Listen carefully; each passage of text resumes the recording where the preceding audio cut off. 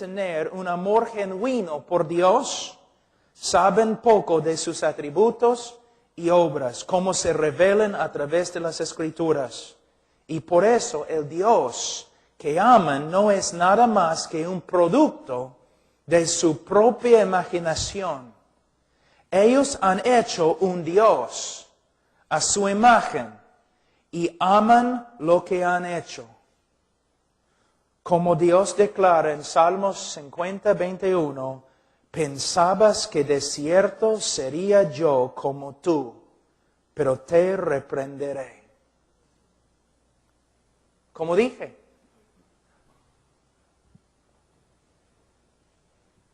yo amo a Dios. ¿Por qué? Ha prometido bendecirme.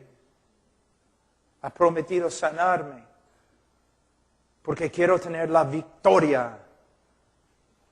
Porque quiero prosperar. Porque Él va a bendecir mi negocio.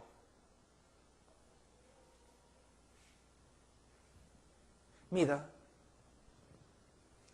la teología correcta dice, Dios no tiene que bendecirme. Dios no tiene que sanarme. Dios no tiene que prosperarme.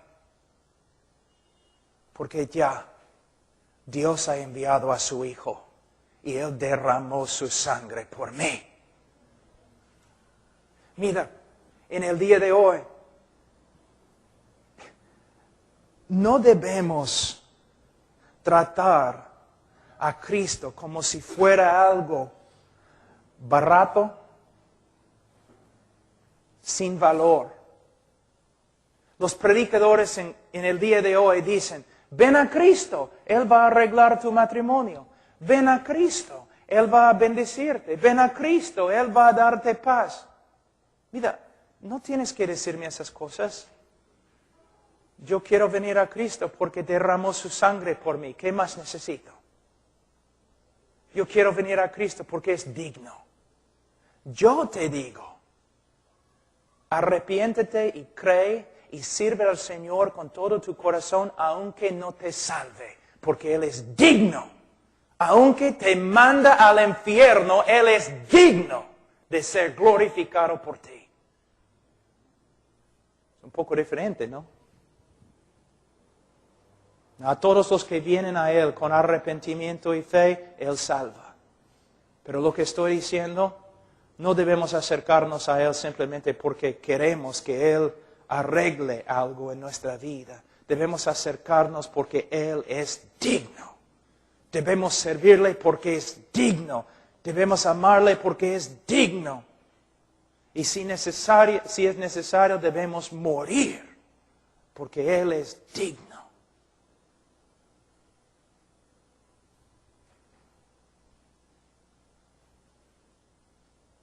Tenemos un misionero en Asia, en India, una mujer y sus 3 hijos. Ella es viuda. ¿Por qué? Porque en el nombre de Dios fueron a un pueblo en India con su esposo y él predicaba el Evangelio. Y los hindúes se enojaron. Entonces un día le invitaron a tomar un té. Y pusieron ahí en su té veneno. Entonces, sabiendo que iba a morir, él trataba de regresar a su casa. Y cuando llegó a la puerta, murió. En el nombre de Cristo, dentro de la voluntad de Dios, y con su muerte glorificó a Dios. Y ahora su esposa está preparándose en uno de nuestros institutos. ¿Para qué? Para volver al mismo pueblo y morir si es necesario, para que la gente venga a conocer a Cristo. Y Benny Hinn dice que no puede predicar en un país a menos que ellos tengan un hotel de 5 estrellas. Profeta, lobo. Tiene un Dios, está acá. Y muchos de los que están con Él y los otros predicadores de prosperidad y bendición y sanidades y todo lo demás, su Dios, su estómago.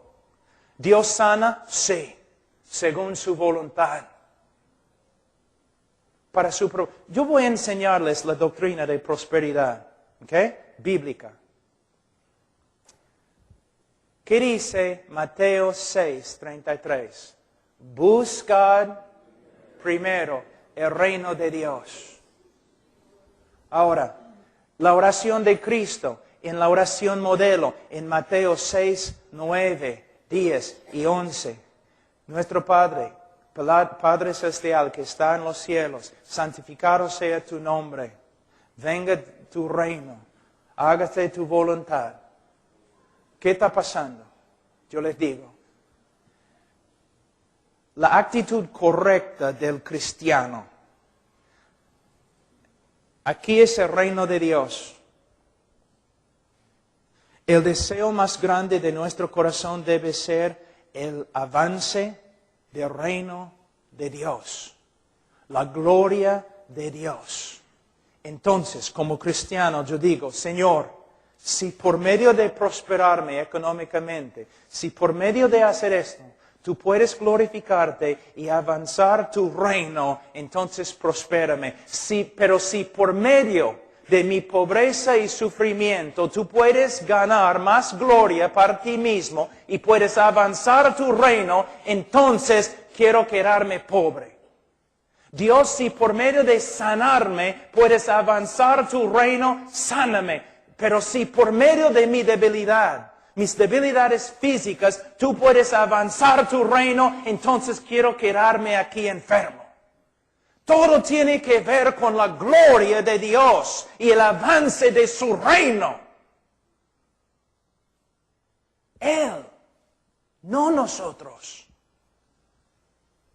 Pero cuando los hombres creen ante la congregación un Dios diferente, un Dios carnal, muchas personas reciben este Dios, pero no reciben la salvación porque no es el Dios verdadero, tampoco la salvación verdadera.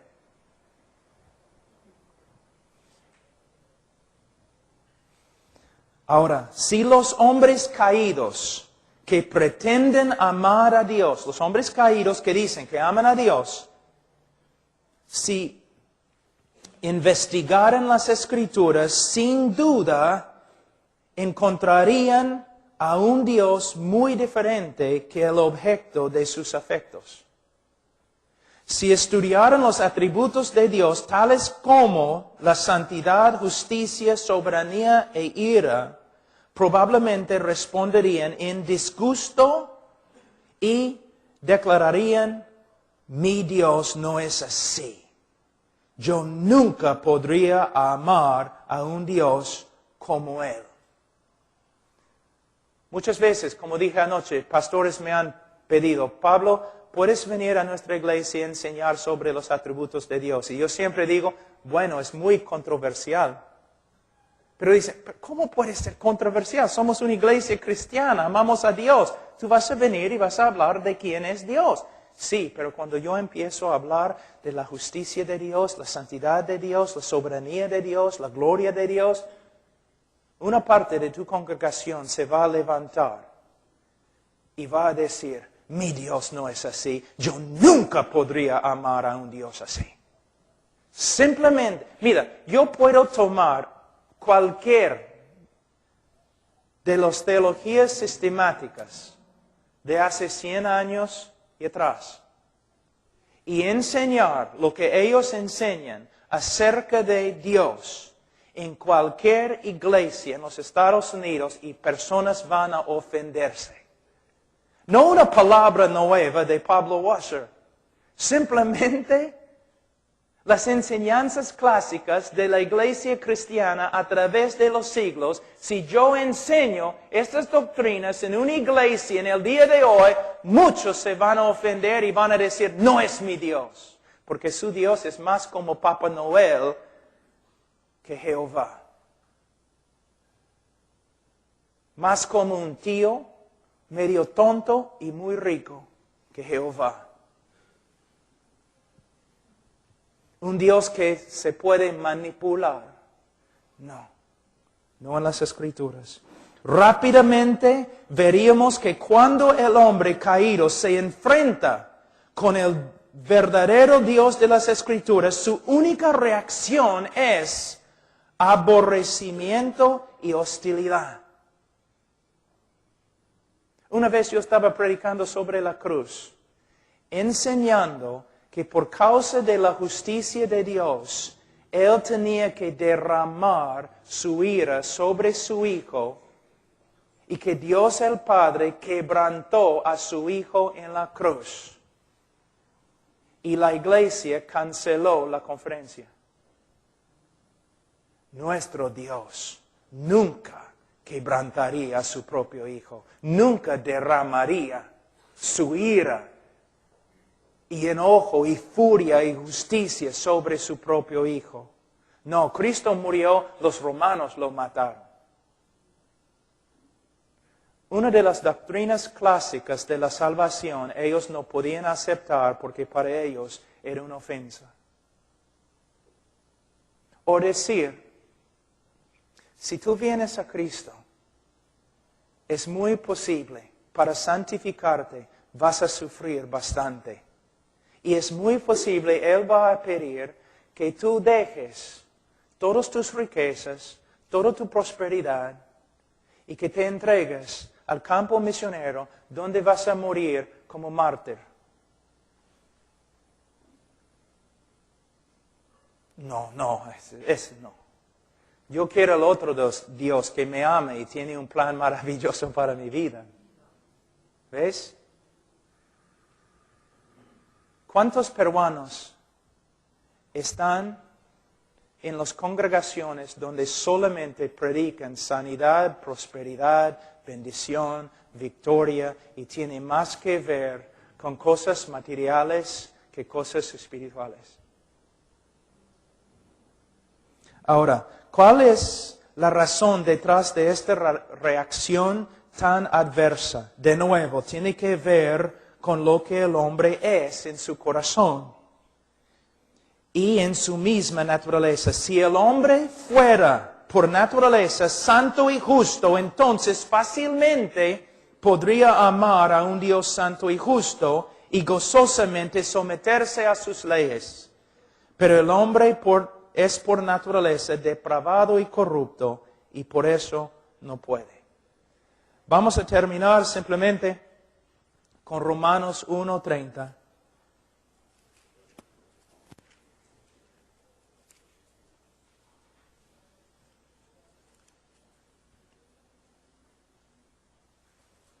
Hablando de los hombres, dice murmuradores, detractores, aborrecedores de Dios.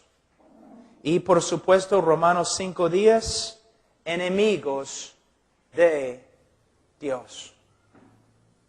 El hombre es amante de sí mismo. Se ama a sí mismo, el hombre caído. Ahora, solamente para terminar, voy a mostrarles cómo la psicología ha entrado, la psicología secular y antibíblico ha entrado en la iglesia evangélica en el día de hoy. ¿Qué escuchan siempre?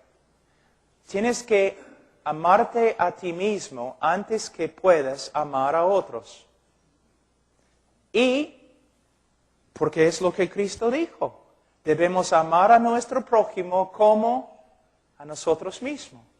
Cristo dijo que debemos amar a nuestro prójimo como a nosotros mismos, pero Él no está enseñando que tenemos que amarnos a nosotros mismos antes que podemos amar a otros. Es una mentira, es un invento de la psicología, no tiene nada que ver con la Biblia y muchos de ustedes han enseñado esto.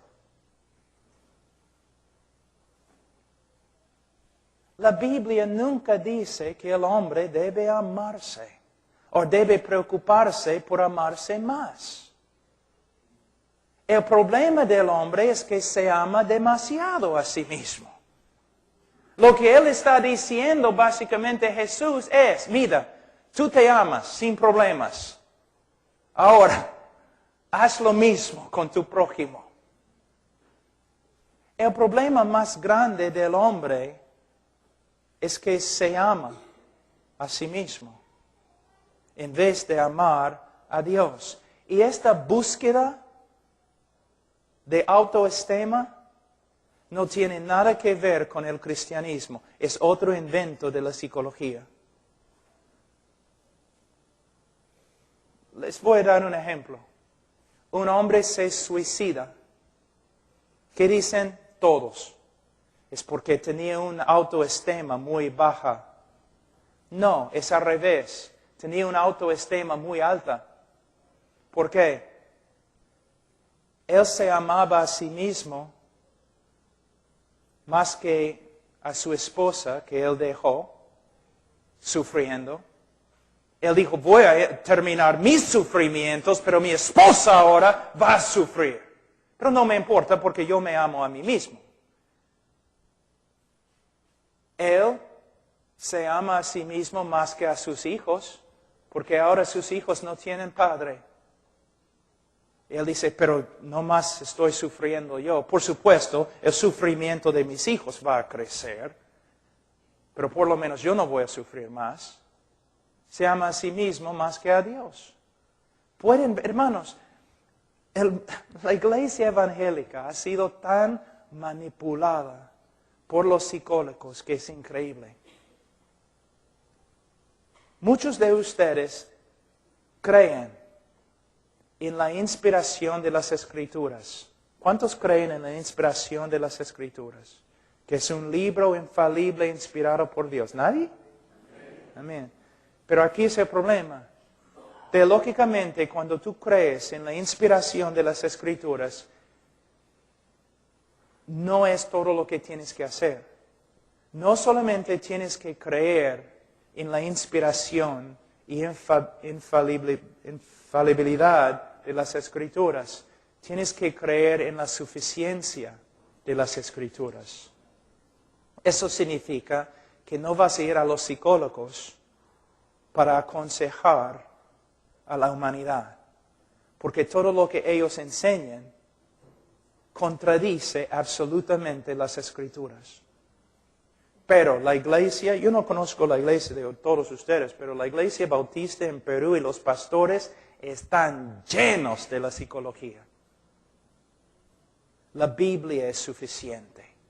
No necesitamos la psicología para aconsejar. Les voy a dar, yo sé que ya el tiempo vuela, pero les voy a darles un ejemplo de lo que estoy diciendo. Algo muy importante. Mira, un psicólogo cristiano está ahí sentado en su oficina. Tiene todos sus libros. Todos sus libros de psicología y una Biblia porque es cristiano. Entonces, mayormente, ¿qué tiene? Él tiene Freud, Skinner y Rogers. Los grandes psicólogos, ¿ya? Hay un problema.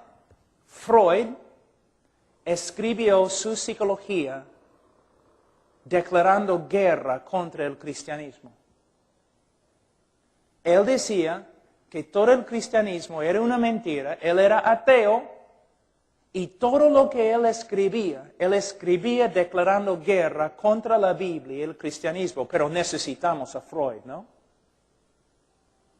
Rogers y Skinner igual, enemigos de la fe cristiana, pero nosotros en el día de hoy como pastores no podemos aconsejar sin estos tres ateos, porque la Biblia no es suficiente.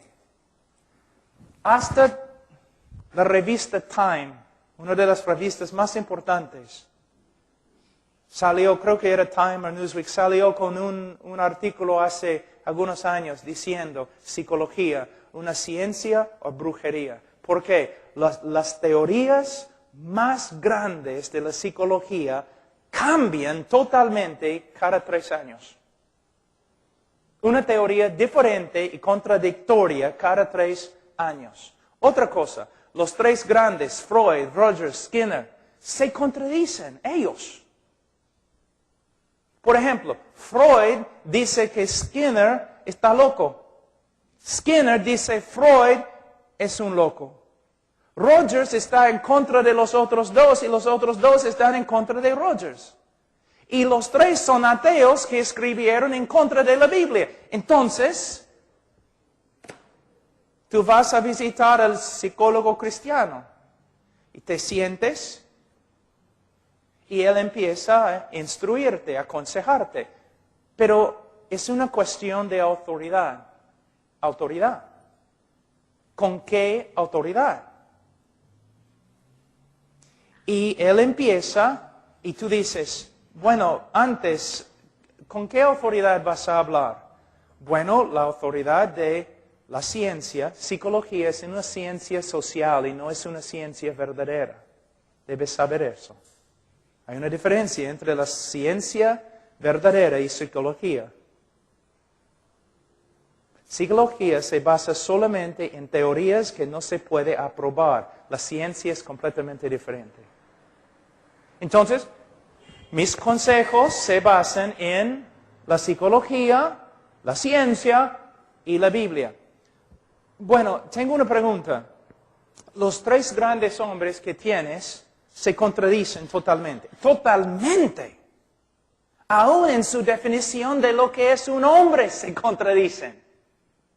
Y los tres contradicen la Biblia. Entonces, ¿cómo vas a usar la Biblia y estos tres hombres para aconsejarme? Porque se contradicen totalmente.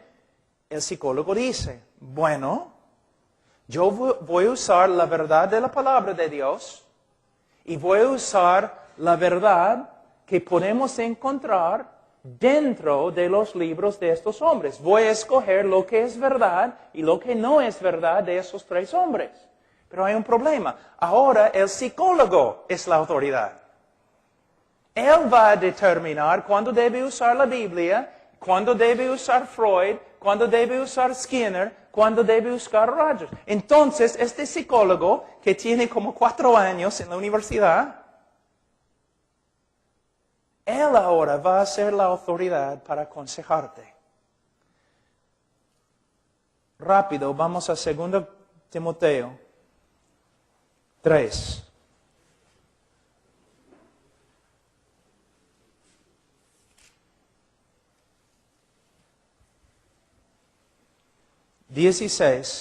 Toda la Escritura es inspirada por Dios y útil para enseñar, para redarguir, para corregir, para instruir en justicia, la inspiración de las Escrituras.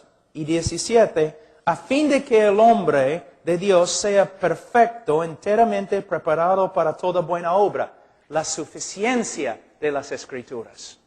Entonces, las Escrituras no solamente son inspiradas, sino son suficientes. Para aconsejar, lo que necesito es entender la sabiduría de ese libro y aplicar la sabiduría a la vida de una persona. Pero no, tú dices.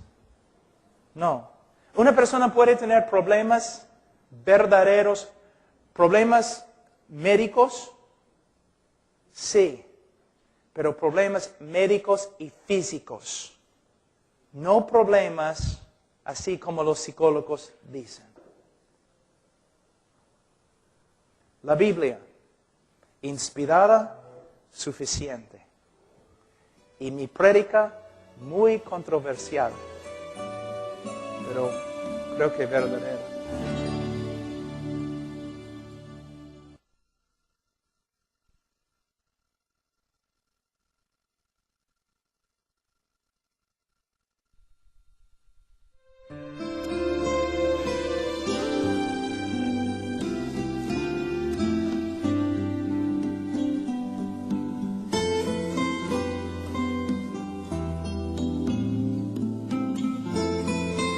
Vamos a estudiar ahora lo que se llama la muerte espiritual o la inhabilidad moral del hombre.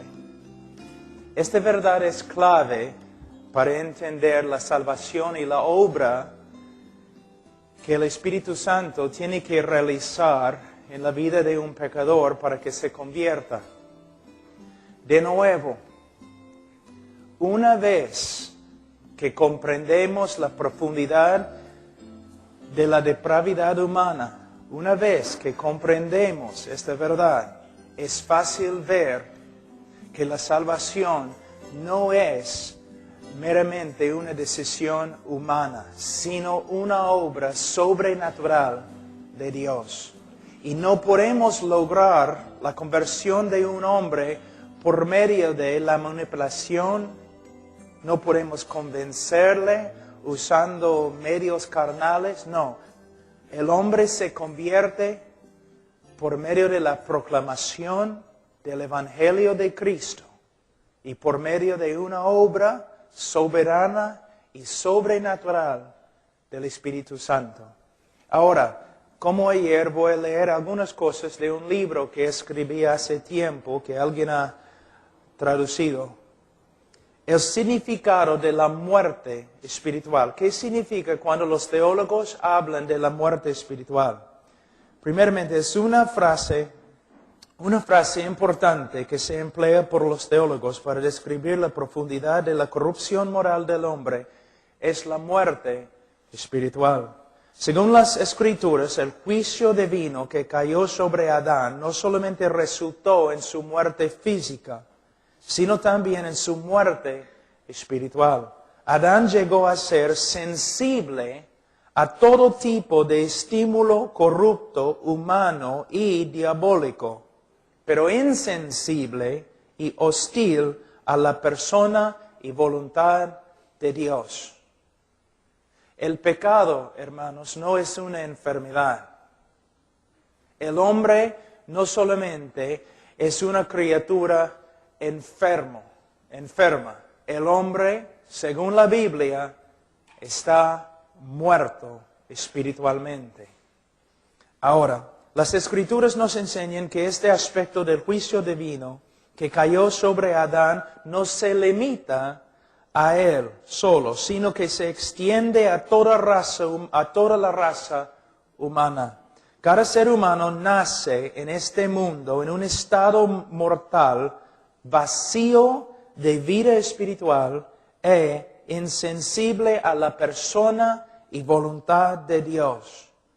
Para que el hombre caído pueda responder a Dios con amor y obediencia, una resurrección espiritual tiene que tomar lugar a través de la obra sobrenatural de la gracia y poder de Dios. Les voy a dar una ilustración un poco graciosa, ¿no? Pero vale. Vamos a decir que tenemos un hombre muerto aquí en la plataforma conmigo. Está muerto. Vamos a decir, muerto 4 días. Entonces apesta. Está aquí en la plataforma conmigo. Entonces, siendo un hombre misericordioso y lleno de compasión como soy, quiero ayudarle. Entonces me acerco al hombre y digo, oye, estás muerto, pero hay un hospital por aquí, algunas cuadras. Entonces, levántate, ven conmigo, vamos al hospital, te van a ayudar. Después, cuando no responde, yo digo, oye, ¿qué te pasa? ¿No me has escuchado? ¿Por qué no respondes?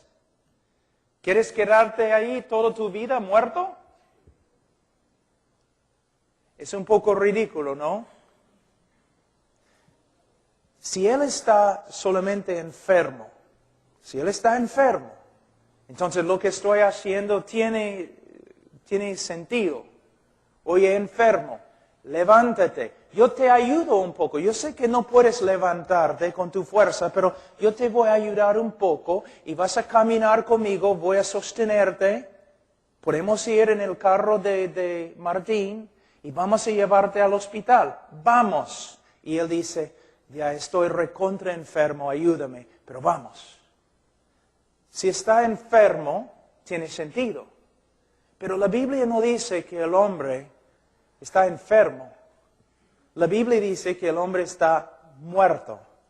Y en el griego, la palabra griega significa muerto.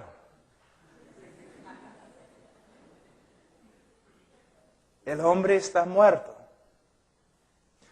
Te voy a dar otra ilustración. Lázaro está muerto. Entonces su hermana se acerca y dice, después de 4 días, Lázaro, ven. No se mueve. ¿Por qué? Está muerto. Pero Cristo viene y Cristo dice, Lázaro, ven. Levántate, Lázaro. ¿Y qué sucede? Se levanta. ¿Por qué? Porque hay un problema.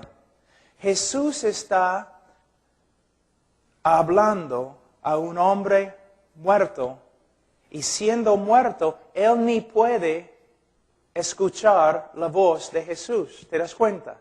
Está muerto. Entonces, cuando Cristo manda a Lázaro para que se levante, otras cosas tienen que suceder. Él no solamente habla la palabra, pero da vida para que el muerto pueda escuchar y levantarse. Entonces la vida precede la obediencia. Un hombre muerto no puede ni obedecer la voz del Señor a menos que primero el Señor le dé vida, vida espiritual.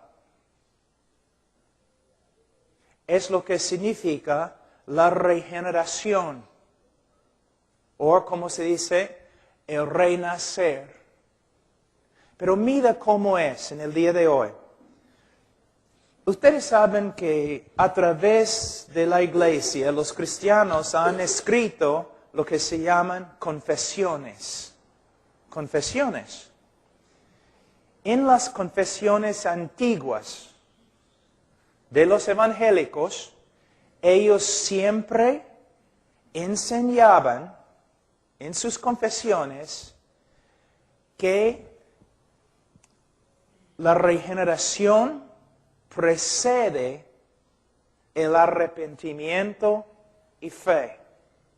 Que uno tiene que renacer para que pueda arrepentirse y creer.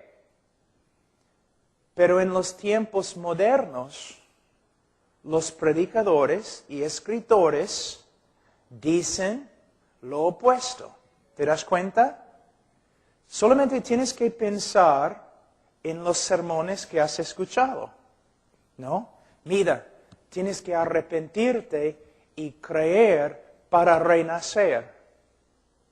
Si uno cree, renace. Uno tiene que confiar en Jesús y renace. Pero es al revés. Un hombre muerto no puede arrepentirse, no puede creer a menos que primero renazca o sea regenerado por el Espíritu Santo. Es algo tan ridículo como yo diciendo a un hombre muerto, levántate, sígueme al hospital.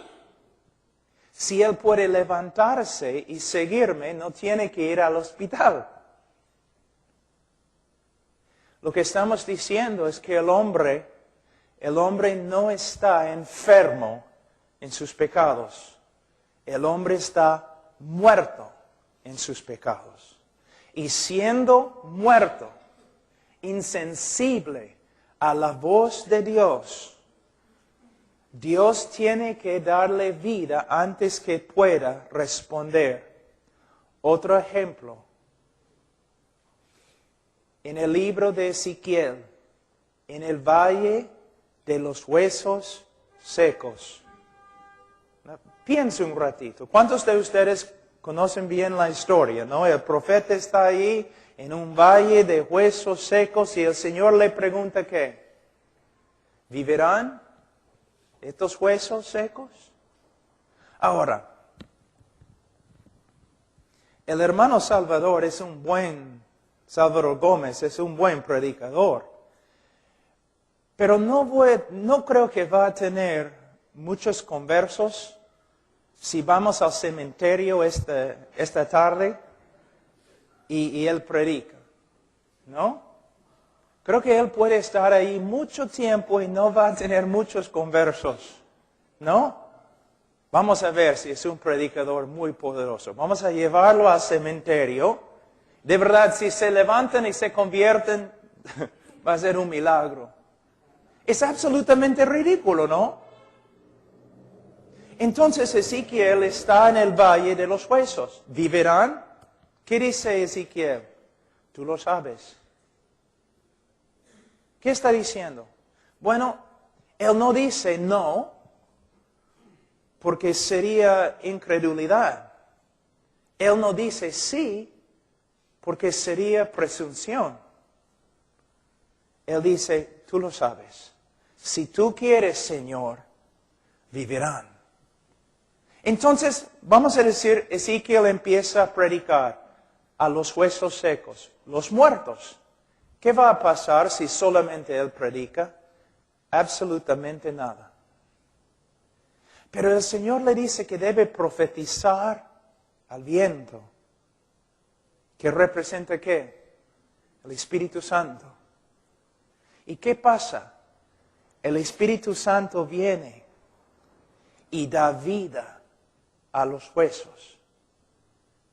Y los huesos se convierten en un hombre, en un ejército de hombres que sí pueden responder a la palabra de Dios. Algo interesante, ¿no? Por eso digo a los predicadores jóvenes que a veces tengo que enseñar, nosotros no somos vendedores de un producto. Nosotros como predicadores no somos los que manipulan a las emociones de los hombres, porque nosotros sabemos que la herida del hombre es grave. Él está muerto. Entonces, si somos predicadores, somos profetas. Sabemos que simplemente tenemos que predicar la verdad del Evangelio. El pecado del hombre, la muerte de Cristo bajo la ira de Dios, llevando la culpa del hombre, la resurrección de entre los muertos, y tenemos que mandar a los hombres para que se arrepientan y crean en el Evangelio. Pero sabemos que nada va a suceder a menos que el Espíritu Santo regenere los corazones de los oyentes. Esta es la diferencia entre la predicación de los predicadores de antes y los muchachos que predican en el día de hoy, confiando en el brazo de la carne, manipulando las emociones de los oyentes, y al final tienen un montón de decisiones, pero casi ninguno de ellos va a la iglesia o camina en santidad. Porque no entendemos lo básico, que el hombre no está enfermo, el hombre está muerto. Muerto. Yo les voy a dar otro ejemplo de la espiritualidad, de la muerte espiritual. Algunos predicadores siempre dicen, si solamente, no los creyentes, si solamente viviéramos como Cristo, entonces todo el mundo reconocería que Cristo es el Salvador y se convertiría.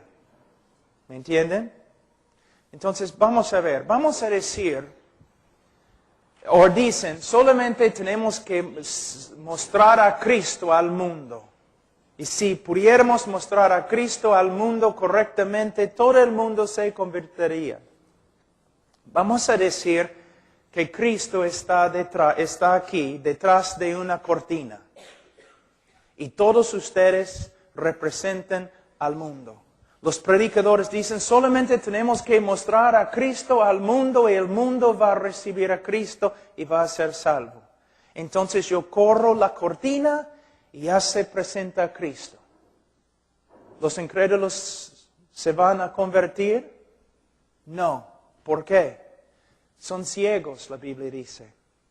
Entonces, toda la congregación de incrédulos aquí, yo he corrido la cortina, Cristo está aquí presentado, pero hay un problema. La Biblia dice que todos los hombres son ciegos espiritualmente y que no pueden ver el reino de Dios y no pueden ver a Cristo.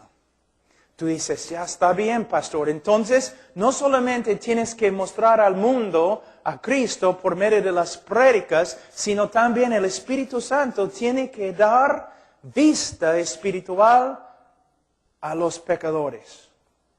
Pero hay otro problema. Vamos a decir que el Espíritu Santo viene y Él da vista a los pecadores. ¿Cómo van a responder? ¿Van a venir a Cristo? No. Porque ¿qué dice la Biblia? El hombre tiene un corazón corrupto y aborrece a Dios. Más que ve a Dios, más que aborrece a Dios. Es como en Romanos capítulo 7. El pecador, más que tú pones la ley de Dios sobre el pecador, más que pelea contra la ley de Dios. Entonces, si el hombre pecador tiene vista espiritual y puede ver a Cristo, él va a odiar a Cristo aún más. Entonces, ¿qué tenemos que hacer? No solamente tenemos que predicar a Cristo, no solamente el Espíritu Santo tiene que venir y dar vista a los hombres, sino Él tiene que cambiar el corazón del hombre.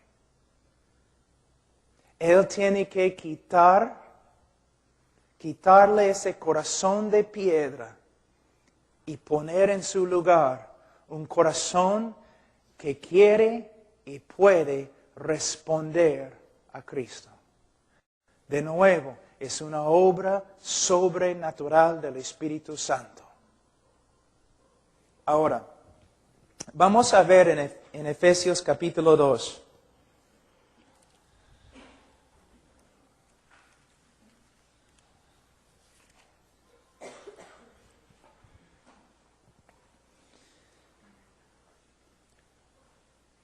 Versículo 1, y Él os dio vida a vosotros cuando estabais muertos en vuestros delitos y pecados.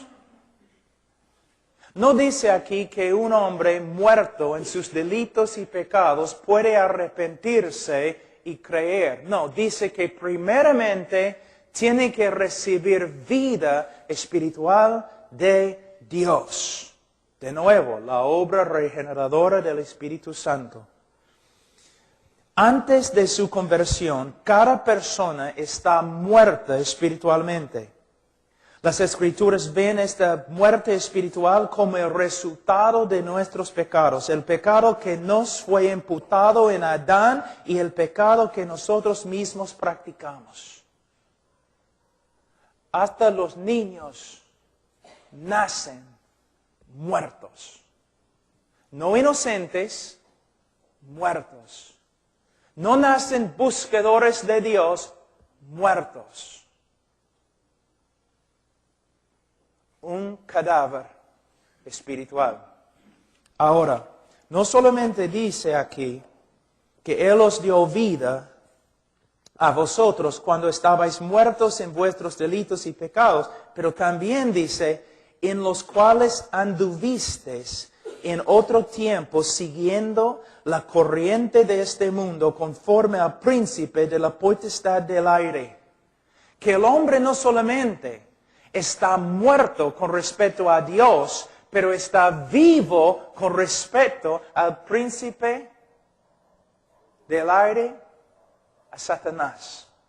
Por eso Cristo dice a los fariseos incrédulos, ustedes son de su padre Satanás, el diablo.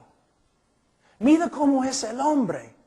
La Biblia nunca presenta al hombre como una víctima. Nunca. Es una persona muerto a Dios, hostil hacia Dios y entregado a la voluntad de su padre, el diablo. Hermanos, una persona bajo tanta esclavitud puede tomar una decisión correcta. ¿Busca a Dios? La Biblia dice que no.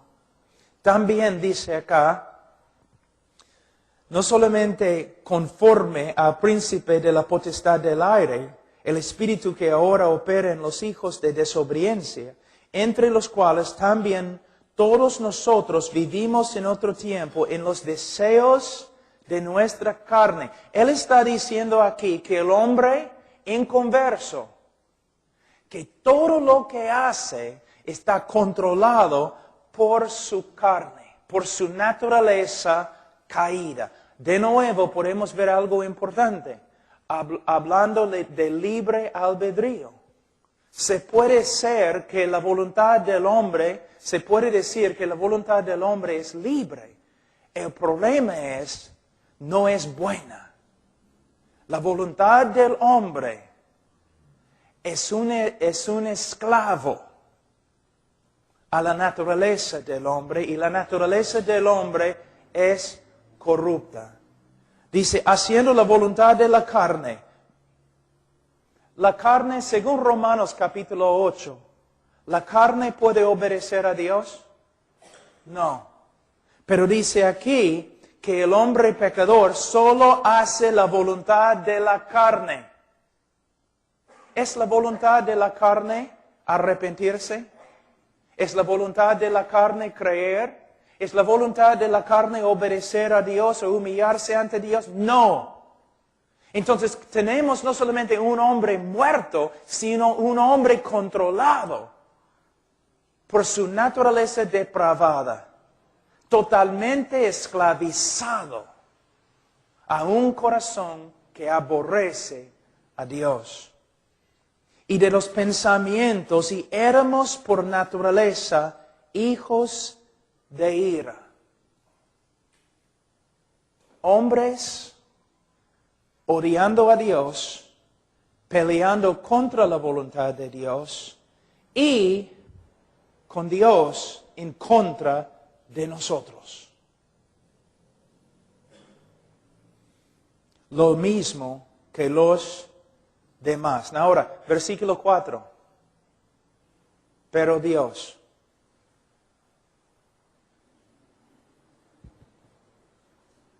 Quizás las dos palabras más importantes en la Biblia. Mira, Lázaro, muerto, sin esperanza. ¿Estaba muerto o no? Muerto. ¿Tenía esperanza? Ninguna. Estaba apestando, pudriéndose. Pero Jesús.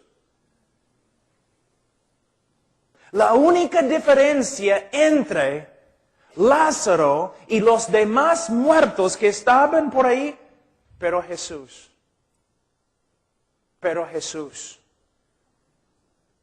No tiene nada que ver con Lázaro. 100% Jesús.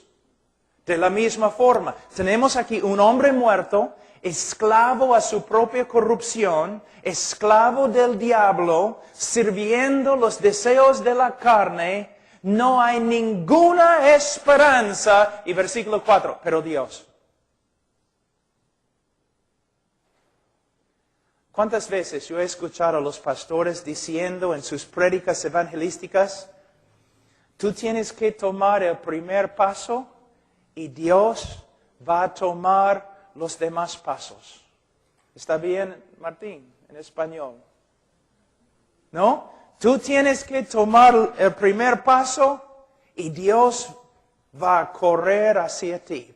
para salvarte, pero tú tienes que tomar el primer paso. ¿Ok? Vamos. Jesús se acerca a la tumba de Lázaro. Lázaro, tú tienes que tomar el primer paso.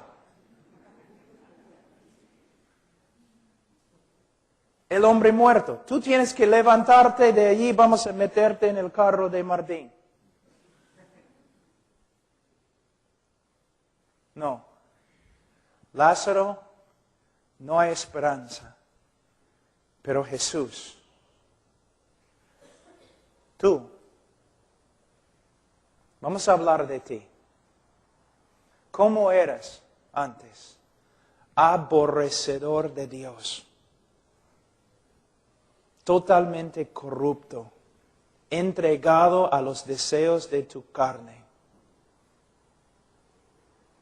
peleando contra todo el conocimiento de Dios que Él ha revelado. No solamente peleando contra el conocimiento de Dios dentro de tu corazón, de tu conciencia, sino deteniendo la verdad en tu impiedad y injusticia. Pero Dios,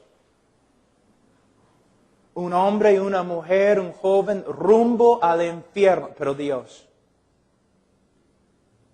estas dos palabras te salvan. Sin estas palabras, no hay esperanza. No dice tú y Dios, pero tú y Dios llegaron a tener un acuerdo. Tú y Dios trabajaron juntos. Tú tomaste el primer paso y Dios hizo todo el resto. Dice, pero Dios, muerto. Ahora, voy a darles algunas ilustraciones, algunos comentarios de las Escrituras de cuán muerto es el hombre.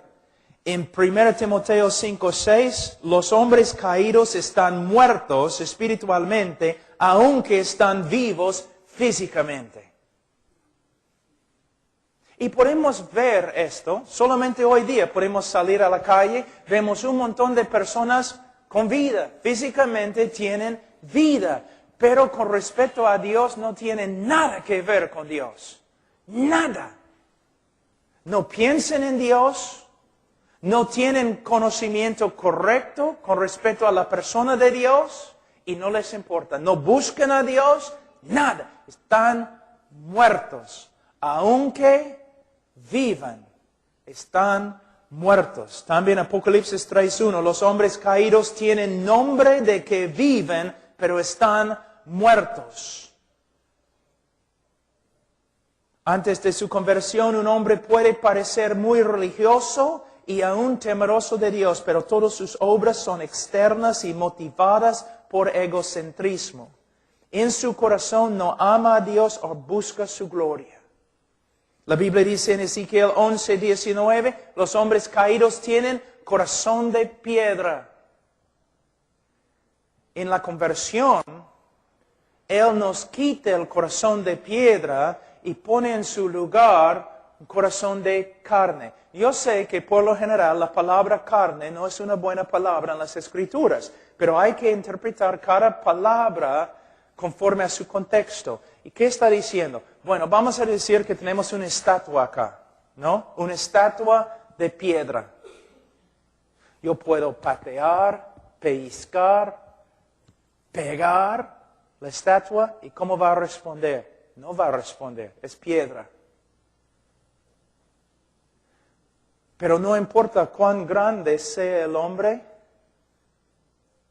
si yo le pateo, o yo le pego, o pellizco, él va a responder. ¿Por qué? No es piedra, es carne.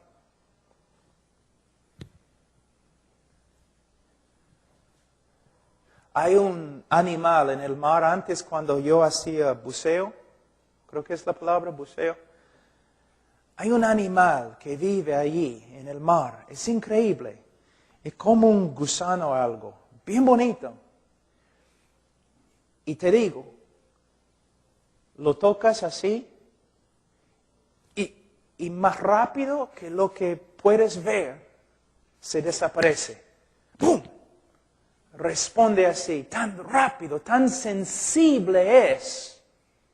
Es increíble. Es como se desaparece. ¡Pum! Responde, es sensible cuando se toca. El hombre, el corazón del hombre es una piedra. Una piedra. Y de nuevo, aquí en hebreo la palabra significa piedra. ¿Cómo es una piedra? Tu piedra tiene bastante vida. Es más o menos viva. No, una piedra no tiene nada. No responde a nada.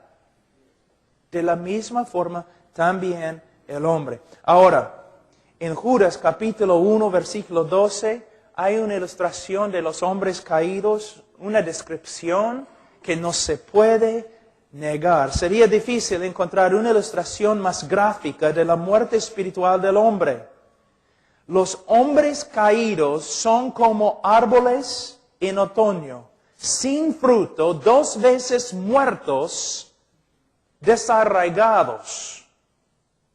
¿Cómo podemos ser más gráficos?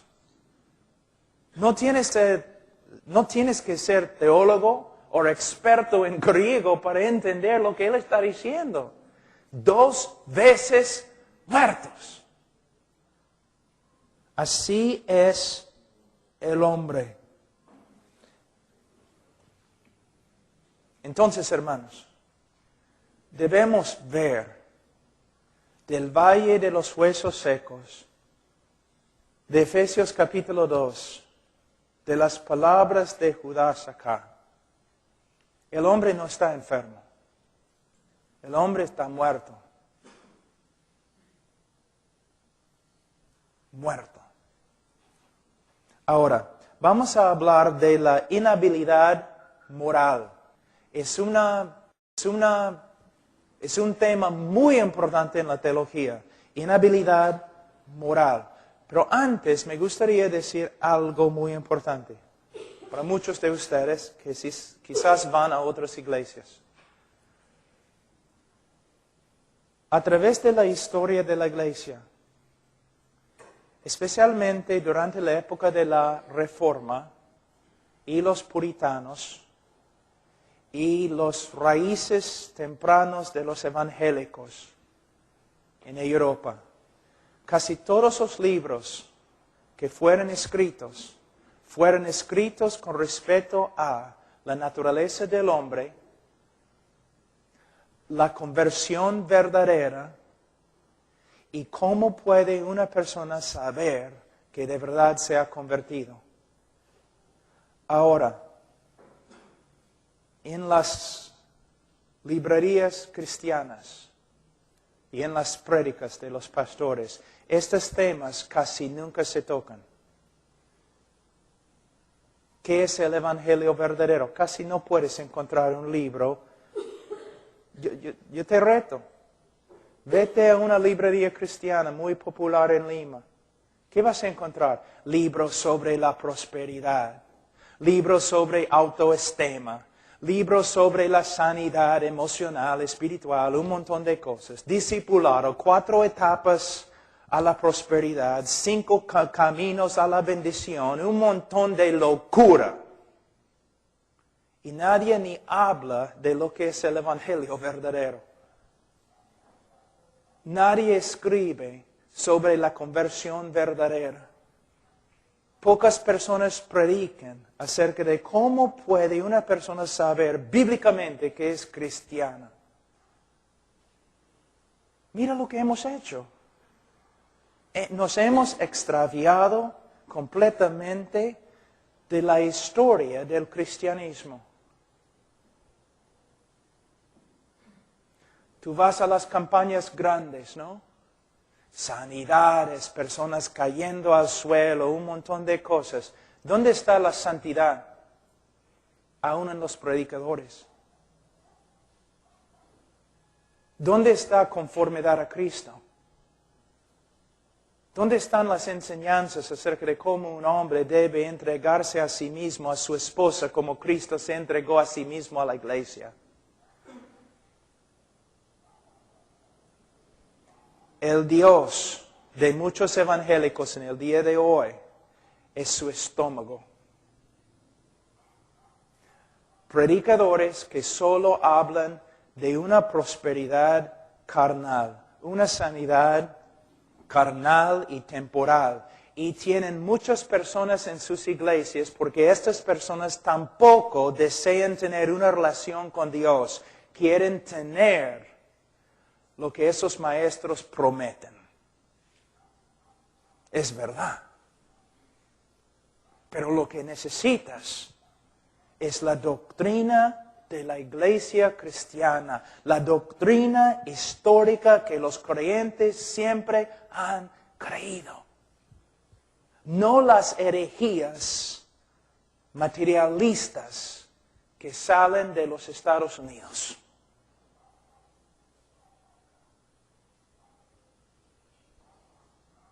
Santidad, amor, humildad, el deseo de ser siervo de todos.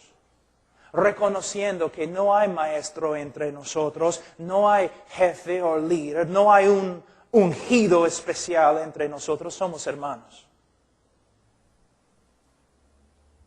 Una comunidad de personas que se han convertido en niños para la salvación de su alma, que se sirven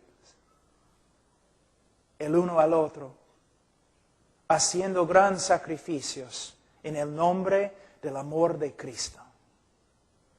Caminando en santidad para que el hogar se arregle y sea un lugar de bendición y paz.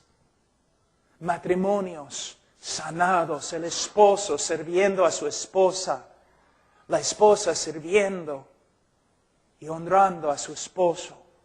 Los niños creciendo, sabiendo, conociendo la palabra de Dios, memorizando las Escrituras, aprendiendo cómo honrar a Dios por medio de honrar a sus padres. No, mayormente en el día de hoy solamente tenemos un circo evangélico. Pero si queremos ver cambios, tenemos que simplemente volver a las Escrituras y interpretar las Escrituras por medio de la gramática en vez de interpretar las Escrituras a través de nuestro estómago o a través de las visiones que los líderes tienen. No a través de la gramática. Vamos a volver a la ley. Ahora, el significado de la inhabilidad moral. ¿Qué significa cuando los teólogos hablan de la inhabilidad moral del hombre? La inhabilidad moral es otro término que comúnmente se emplea por los estudiantes de las Escrituras para describir la extensión de la corrupción moral o depravidad radical del hombre. Esta doctrina nos enseña que el hombre caído no es capaz de amar, obedecer o agradar a Dios. No es capaz, no puede. Al escuchar la doctrina de la inhabilidad moral, uno quizás preguntará, ¿cómo puede el hombre ser responsable ante Dios si no puede o no es capaz de obedecer los mandamientos de Dios? No hablamos un poquito anoche acerca de este tema. Muchos dicen, bueno, si el hombre no es capaz de amar a Dios o obedecer a Dios, ¿cómo puede Dios juzgar al hombre? Vamos a ver. La respuesta es muy importante. Si el hombre no amara ni obedeciera a Dios porque le faltaran las necesarias facultades mentales para hacerlo o fuera incapaz físicamente, entonces sería injusto que Dios le juzgara. Él sería una víctima. Pero este no es el caso. La inhabilidad del hombre es moral y brota de su hostilidad hacia Dios. El hombre es incapaz de amar a Dios porque aborrece a Dios. Él es incapaz de obedecer a Dios porque desdeña sus mandamientos. Él es incapaz de agradar a Dios porque no considera la gloria y beneplácito de Dios que sean una meta digna. El hombre no es una víctima, sino culpable. Él no puede porque él no quiere. Su corrupción y enemistad hacia Dios son tan grandes que preferiría sufrir la perdición eterna que reconocer a Dios como Dios y someterse a su soberanía. Así es el hombre. Por esta razón, la inhabilidad moral también puede ser llamada la hostilidad voluntaria. Un ejemplo excelente se encuentra, como dije anoche, en Génesis 37:4. Vamos un ratito allí. Génesis 37:4. De nuevo vamos a ver la relación directa que existe entre la voluntad del hombre y la naturaleza del hombre. Y vamos a ver la razón por la cual la voluntad del hombre es esclava a la naturaleza. Génesis 37:4. Y viendo sus hermanos de José que su padre lo amaba más que a todos sus hermanos, le aborrecían y no podían hablarle pacíficamente. Ahora, los hermanos de José no podían hablarle pacíficamente.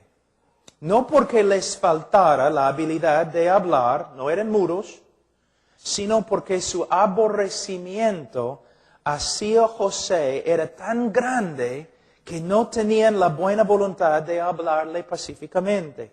De la misma manera, la hostilidad del hombre caído hacia Dios es tan grande que rehúsa someterse a Él. Es como, dije anoche, no una mujer no avanzada en años, una vieja, ¿no? Que hace 25 años no habla con su esposo. Y el pastor, ¿no?, la visita y dice, mujer, mira, pero tienes que hablarle, tienes que perdonarle. Y ella dice, no puedo, simplemente no puedo. Él es peruano, ella es peruana. Él habla español, ella habla español. Ella tiene lengua, tiene labios, cerebro, pero ella dice que no puede. Y demuestra que no puede. 25 años sin hablar con su esposo.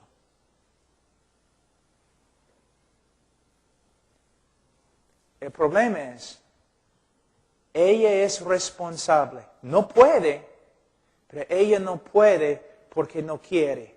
Y no quiere porque ella odia tanto a su esposo. Entonces ella es esclava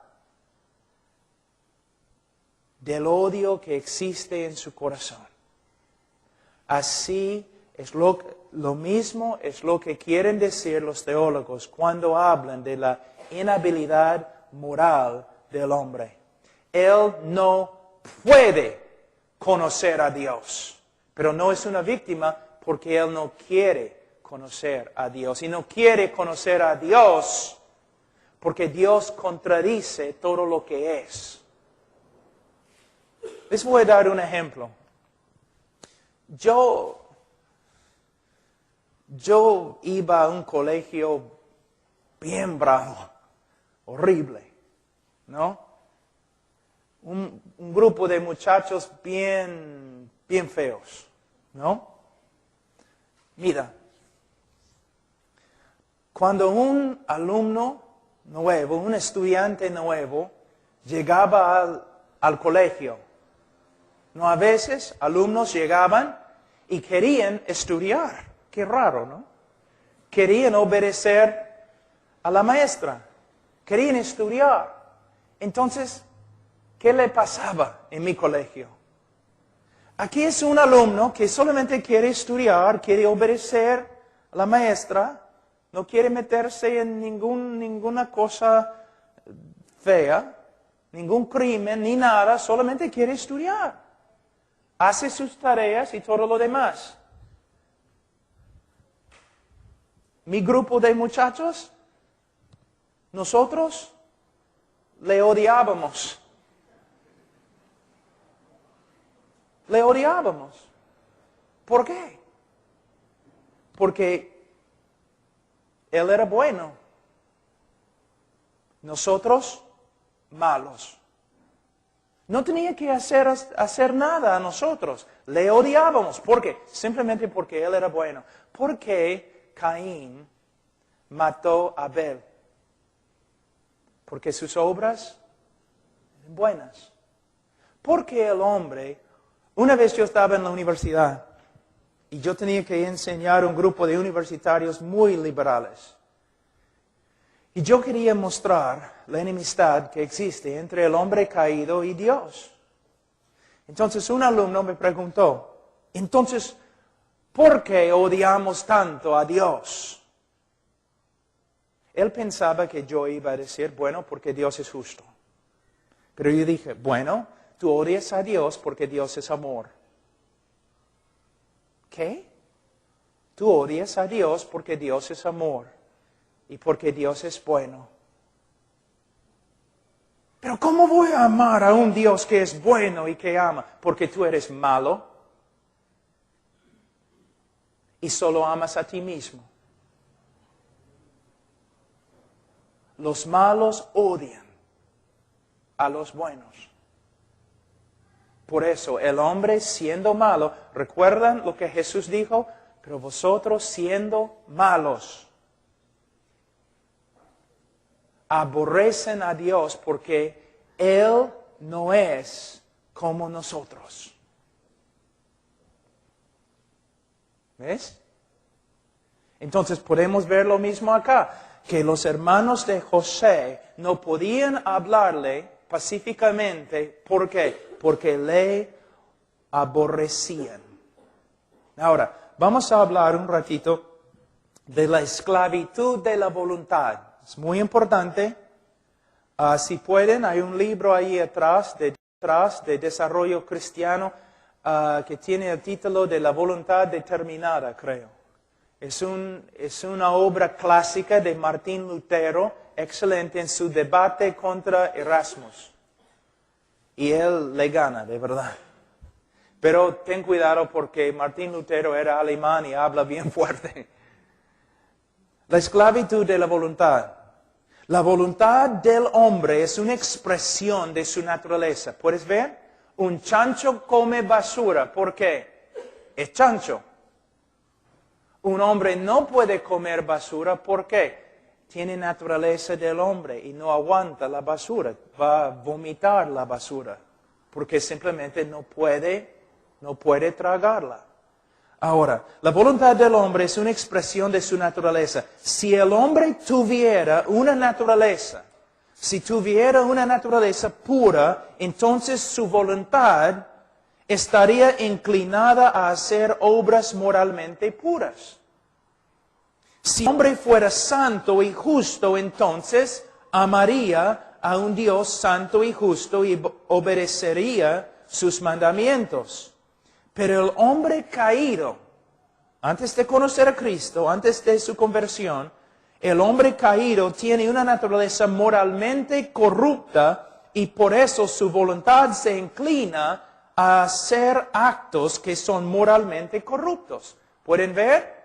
La voluntad es una esclava a la naturaleza corrupta. El hombre caído es impío e injusto. Y por eso él aborrece a un Dios santo y justo, pelea contra su voluntad y rehúsa someterse a sus mandamientos. Aquí encontramos la respuesta a una de las preguntas más discutidas. ¿Posee el hombre libre albedrío? Es lo que siempre se pregunta, ¿no? ¿Posee el hombre libre albedrío? Vamos a contestar. La respuesta de las Escrituras es que el hombre es libre. El hombre es libre de escoger cómo le agrade. Pero puesto que su naturaleza es moralmente depravada, solo le agrada rechazar el bien y escoger el mal, aborrecer la verdad y creer la mentira, negar a Dios y pelear en contra de su voluntad. Entonces, se puede decir que el hombre caído tiene una voluntad libre, pero no tiene una voluntad buena. Por esta causa siempre escoge libremente estar en oposición a la persona y voluntad de Dios. El hombre no puede escaparse de lo que es. Como un chancho no puede escaparse de lo que es. Va a comer basura porque le gusta. Y le gusta porque es chancho. El hombre va a escoger al pecado y no a Dios. ¿Por qué? Porque es pecador por naturaleza. Él es por naturaleza malo y hace obras de maldad voluntariamente y libremente. Entonces el hombre sí puede escoger conforme a su naturaleza. Y puesto que su naturaleza es moralmente corrupta, él siempre va a escoger lo malo. Ahora, vamos a Mateo capítulo 7. Mateo 7, versículo 16. Por sus frutos los conoceréis. ¿Acaso se recogen uvas de los espinos o higos de los abrojos? No, porque sería contra su naturaleza. ¿No? Contra su naturaleza. Se identifica, yo he escrito acá, se identifica la naturaleza de un árbol por la fruta que lleva. De la misma manera, la verdadera naturaleza o carácter de un hombre se revela por lo que, no por lo que confiesa, sino por lo que hace.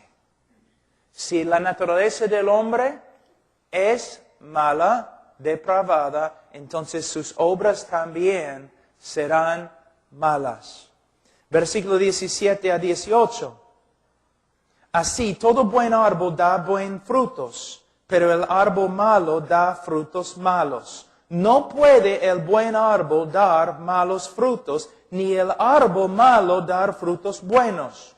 Todo árbol que no da buen fruto es cortado y echado en el fuego. Nota, hay una relación directa e innegable entre la naturaleza de un árbol y la fruta que lleva.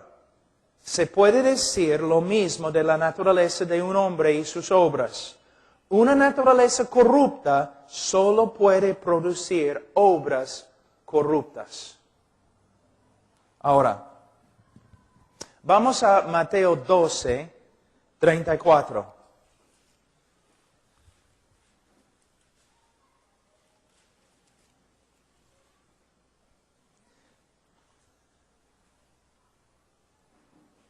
Veamos lo que dice Jesús. Generación de víboras, ¿cómo podéis hablar lo bueno siendo malos? Él está hablando, ¿cómo es la palabra en español? Ontológicamente. Él está hablando del mismo ser de estos hombres. Él está diciendo, ustedes, en la parte esencial de lo que son, ustedes son malos. Y por eso no pueden hablar lo bueno. ¿Qué tiene que ver con el evangelismo?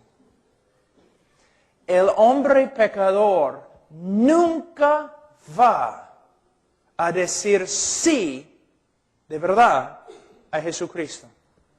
El hombre pecador nunca va a arrepentirse. El hombre pecador nunca va a creer, nunca va a tomar su decisión. Una decisión positiva con respecto a Cristo, a menos que primero el Espíritu Santo regenere su corazón. Pero hay un problema. Cuando los pastores y predicadores y evangelistas no enseñan quién es Dios bíblicamente, pero presenten a un Dios no bíblico, entonces muchas veces los pecadores van a decir sí a Dios, pero no es el Dios de las Escrituras. Les voy a dar un ejemplo. Un predicador que dice, Dios quiere bendecirte siempre. Dios no quiere que sufras. Dios siempre quiere prosperarte. Dios quiere darte un Mercedes-Benz. Dios quiere darte una casa grande. Entonces un pecador cuyo estómago es su Dios va a decir, sí, quiero un Dios así. Me arrepiento. Me arrepiento de mi pobreza. Me arrepiento de mi enfermedad. Y recibo a este Dios que hace todo lo que hace para mí. ¿Ves? Entonces, si no predicamos el Dios verdadero y si presentamos un Dios falso, va a haber un montón de falsos conversos. Les voy a dar un ejemplo más suave, pero a la vez poderoso. Este folleto que dice, Dios te ama y tiene un plan maravilloso para tu vida. Dios te ama y tiene un plan maravilloso para tu vida. Ahora, no puedo hablar mucho de los peruanos, aunque he vivido acá muchos años. Voy a hablar de los gringos para que ustedes no se enojen, y los gringos no están, entonces no van a enojarse. Pero un norteamericano básicamente piensa en sí mismo. Él es el centro de su mundo. Su mundo se llama el pueblo de yo.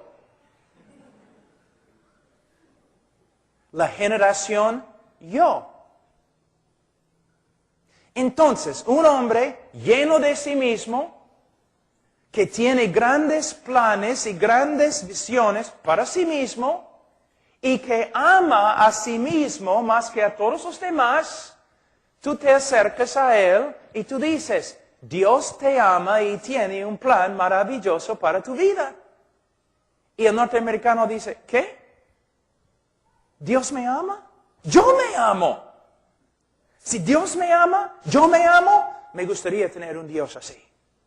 ¿Y Dios tiene un plan maravilloso para mi vida? ¡Ah, caramba! Yo también tengo un montón de planes maravillosos para mi vida.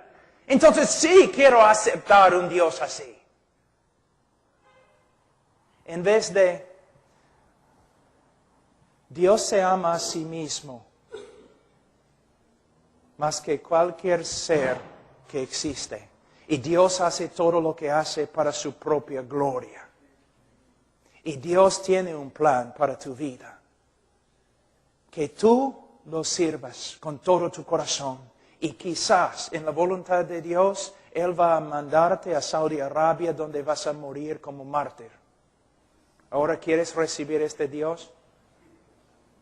Ah, no, es otra cosa. Y quiero, Benny Hinn, ¿dónde está Benny Hinn? Porque Él me va a dar un Mercedes-Benz. Tú dices, pero pastor, no puedes burlarte de Él. Sí, lo hago, porque es hereje. Se ha separado totalmente del cristianismo histórico. Sus doctrinas no tienen nada que ver con el cristianismo de la historia de la iglesia.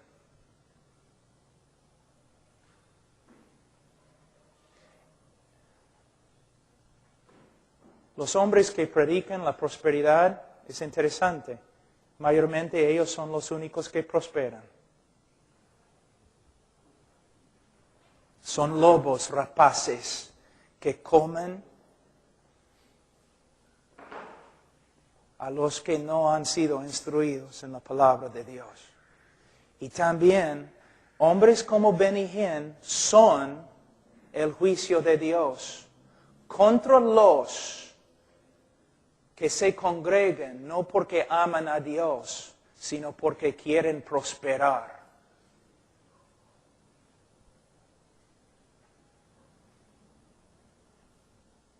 Sí.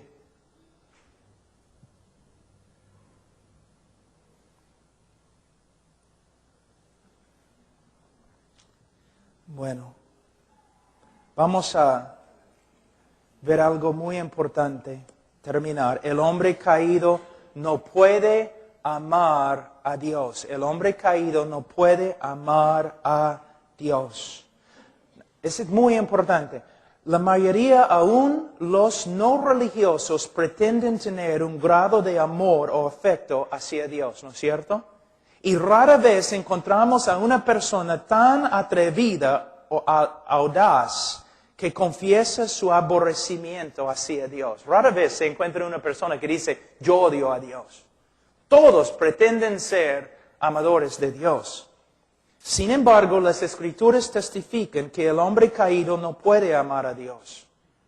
De hecho, todos los de la raza de Adán aborrecen a Dios y viven en guerra contra él.